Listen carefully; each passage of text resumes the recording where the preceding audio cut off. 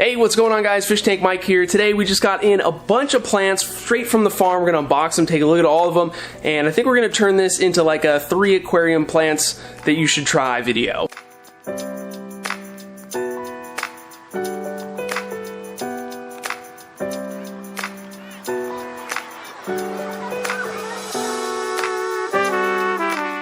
I couldn't find my big, huge combat knife, guys. We had to use the little one, but let's get these open, man. I hope they're not all dead. Who knows what kind of temperatures they hit on the road while they got here. Even 2-day shipping, man. You gotta get plants super fast if you're getting them in the mail right now. Got them out of that bag. This is probably, oh, I thought it was a cooling pack, but this is gonna be our Christmas moss on wire mesh mats. So we'll take a look at those in a little bit and make sure that they're not all brown. So, okay, this, I thought they were crypts. This is Liguigia Dark Red. We got everything with leaded weight, so we can just set them in our tanks. We're gonna put some in the experiment tanks and then a bunch in the 4-foot Serene tank on the other side of the room. So we got some Liguigia Dark Red, very nice. Let's just go ahead and pull out our bamboo shoots. So we got some more bamboo. Gonna make a nice little shallow tank with that. And let's take a look at this. We got some Hygro Aguaria, I don't know, I can't pronounce it, but more of like a fern leafed Hygro. So wanted to get something that looked a little bit more unique. We have some Rotala Macrandra, very nice. And I believe this is some Italian Val. Wish I would have got more of that. When you order directly from the farm, you just put in a number of how many you want, and sometimes it's not quite as much as you think it's gonna be. So hopefully that's not the case with a bunch of other things. We have some crypts here. We got the Wenti Green, medium size, so all that foliage will die off. This stuff's grown out of the top of the water. We have some Crypt Parva. Again, huge, right? It's because it's grown up out of the water.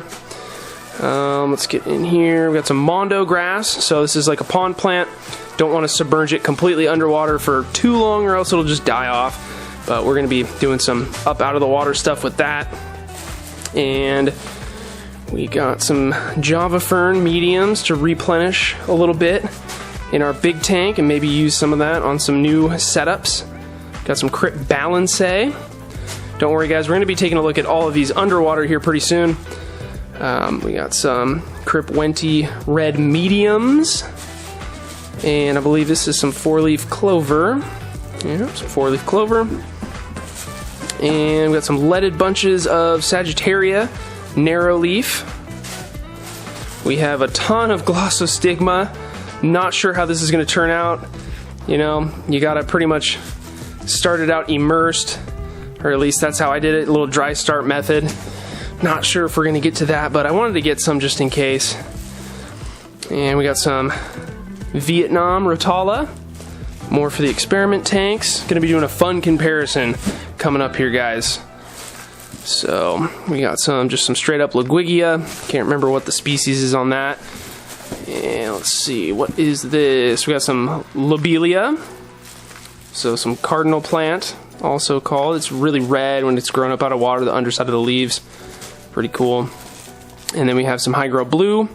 Again, another kind of like more pointy leafed Hygro. I believe it stays that way underwater. Can't really remember. And then we have some Hygro Pinatophyta that we can hopefully keep alive. All this stuff looks pretty good. The Hygro here is looking, it's got a little bit of dead leaves. We gotta open these up and get them breathing here. So we'll do that in just a second. But we have one more box. So it looks like this was packed in the same way. We're gonna have to just dump these out. But hey, anybody, camera person out there, do they make quick detach sling mounts for your camera? Like, I started using this to hold it more steady, especially like when I was at the fish store. It really helped out and I loved it, but it's just such a pain to have to take it off and on and off and on and on. If they have a quick detach mount and I'm just crazy, let me know. Alright, so I think we have a bunch of pots underneath here, but we can finish off the stems here. So we have some Liguigia peruensis, peruensis, however you prefer to say that, I guess.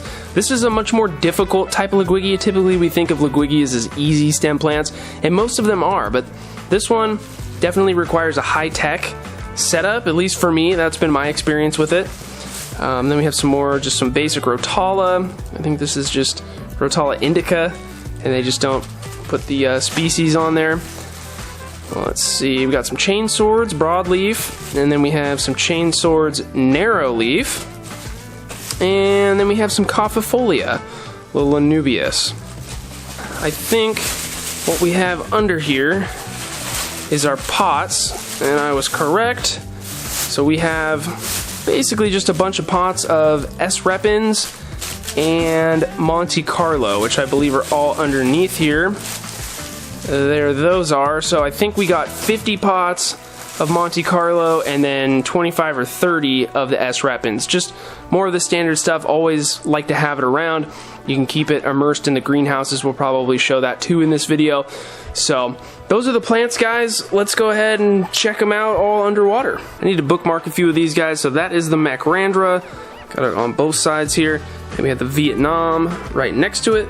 You know when you smell your Glosso and it smells sweet, then you're in trouble. So probably have some bacterial growth going on here, and no matter what we do, I have a feeling that this stuff is just gonna get absolutely disintegrated over the next week, but we're gonna try. See, these were just up here. See that pink liquid?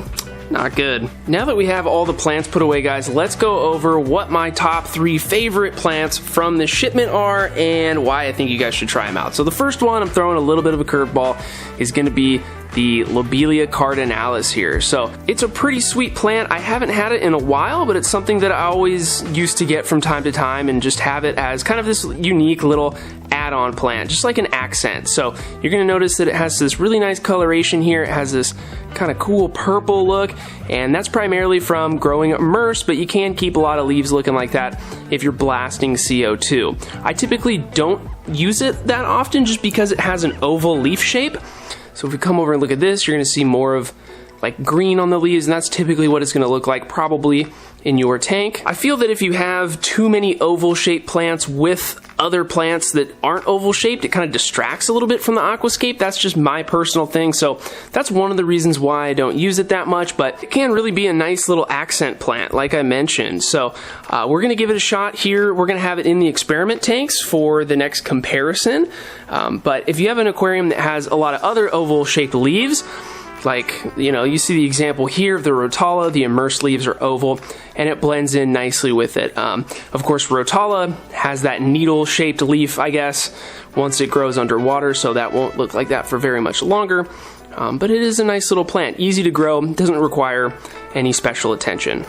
The next one is actually just right next door here, and it is S. repens. So Starogyne, I just skip that like most people and just call it S. repens, just so you know. And here we have a couple pots of it in here, and you're gonna see that, you know, it's gonna look like this when you buy it. It's, again, grown up out of the water. Once it gets going and it's happy, it's hopefully going to look like this. So it's going to be a really nice carpeting plant. It spreads out, it takes over. This is just a couple pieces of it originally, like the equivalent of 2 or 3 pots, and it turns into this really nice carpet in your aquarium. So this setup doesn't have high light because we have all of this water wisteria blocking a lot of the light. We do have CO2 though, so I attribute this low carpeting growth to that CO2. While it's not required for this plant, CO2 is just something that's going to help every aquarium plant that you have in your tank, guys. So really wish we could break the stigma of CO2 being linked to high tech or high difficulty things, because I think that just persuades people to not try it. So if you're thinking about CO2, guys, go for it. It helps out a ton. If we come over to the greenhouse situation, we're going to take a look at all of this in a little bit, but we also have some S. repens chilling in the greenhouse. It does really well in there. That just helps grow it out and makes it happy. We got all of our Glosso here. We saved it. We'll talk about that in a little bit, but my third plant that I think everybody should try is, of course, Monte Carlo. When Monte Carlo is happy, it's going to look like this. We have it growing on the bonsai trees. If you follow the channel, you know what's going on here already, but it is a great carpeting plant. You can have it down in the substrate like how we have all this hair grass here. It grows down there, but it can even grow on nothing but sticks, which is pretty cool. This is another plant that will really benefit from CO2, guys.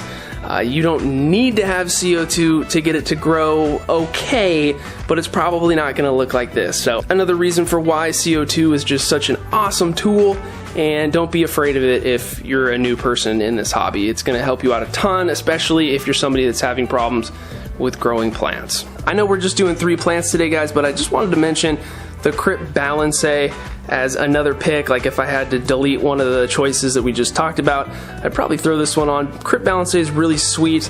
I mean, if you could see the leaf morphology here, it's kind of this like wrinkled leaf, and they get really big and tall in your tank. A great centerpiece plant, and it's an honorable mention. I wanted to show this off.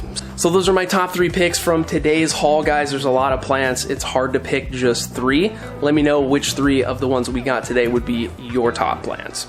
So it's been a couple days now, guys. The plants have been in their tanks for a while, setting up, looking pretty good. I had a little camping trip that I went on this weekend. If you follow me on Instagram, you probably saw a bunch of stories of that. It was really fun and relaxing. But let's now get back to the plants. There's some things that I want to do today with all these. So we have in the 2 experiment tanks, these Waterbox 16-gallon aquariums. They're awesome tanks, guys. Check out Waterbox Aquariums if you need a new rimless tank. They are perfect. So, what was I saying? Oh yeah, the experiment tanks. So these plants are living in here temporarily. We're gonna get them kind of situated, and then we're gonna pull them out and redo our tanks and set up for the next experiment. So just to give you a little heads up on what we're gonna do, we're gonna investigate substrates. So how important is the substrate of a planted aquarium? So I haven't decided if we're going to run both with CO2. We might have to, just to really see the difference in growth, but I want to see, since we know from the last CO2 experiment that plants get a lot of benefit from a substrate, I want to see how much of a benefit that is. So we'll talk about that a little bit more later. Let me know what you think of that experiment down in the comments. When we come over to this tank, everything is still looking pretty good in here. I have to be really cognizant of how these plants do, because right when you get them from the farm, they can tend to have a lot of melt off, especially if they're in bags for a while and it's really hot, which it was. Luckily, everything was shipped to me in like 2 days, so everything in here is looking pretty good. I'm not seeing any kind of rot or decay or anything. Like obviously the floating stuff we have up here, the crypts, you know, they're gonna melt off and do whatever. I have them floating up here along with like the 4-leaf clover and the Balancea and a few other things, just because, you know, they didn't come with lead weights. I don't have enough substrate or enough space in here to plant them all down there, but they do okay like this for a while. We're gonna get them planted here pretty soon. And then if we come over to the greenhouses, we have a greenhouse full of S. repens sitting there. I have the moss in this one, and then we have the Monte Carlo over in this one. So this is my favorite method when you get specifically these plants. It works really good with these ones to keep them viable for as long as possible. So we just have a little bit of water in here. These greenhouses are awesome. I'll put a link for it in the description if this is something that would help you out. Now remember, I talked about the Glosso and how it was smelling kind of sweet. It had that bacteria on it, obviously. What I did to try and combat that, and it looks like it's worked so far, is I put them in this tub, left it open, of course, but then I treated it with some Maricin 2, so some antibiotics, and it looks like it worked. Like none of these are decaying. We don't have the smell anymore. So I just threw in like a packet into this tiny volume of water. I think each packet is supposed to be good for like 10 gallons for, you know, a fish dose.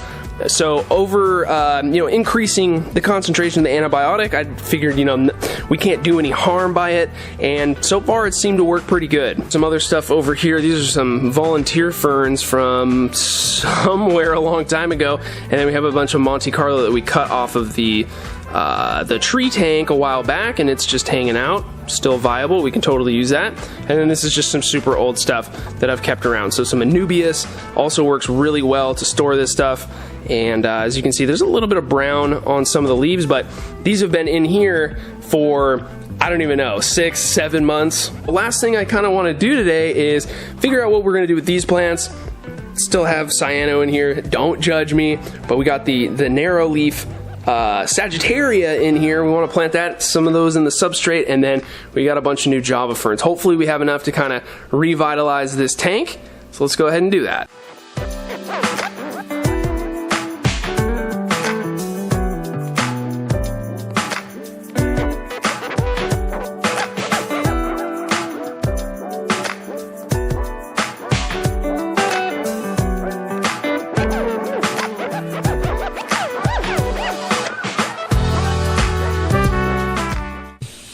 So of course my camera wasn't on when I was filming, replacing most of the Java ferns, guys, but there it is.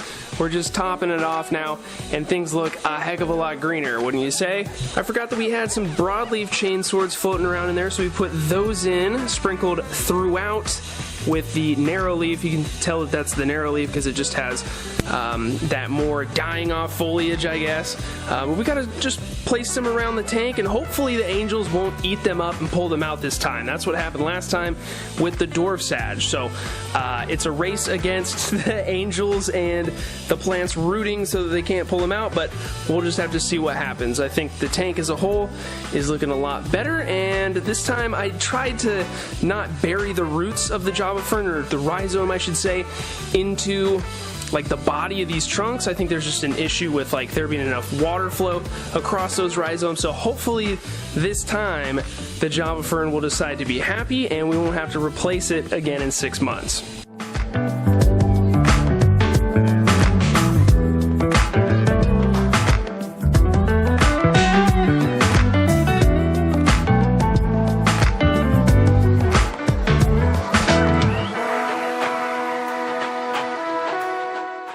Anyway guys, it's starting to get late. Our tanks are winding down in their light cycle. I think that's probably going to do it for today's video. Thank you so much for hanging out with me today and checking out all the new plants. Hopefully we can make some awesome new aquascapes with a lot of those plants.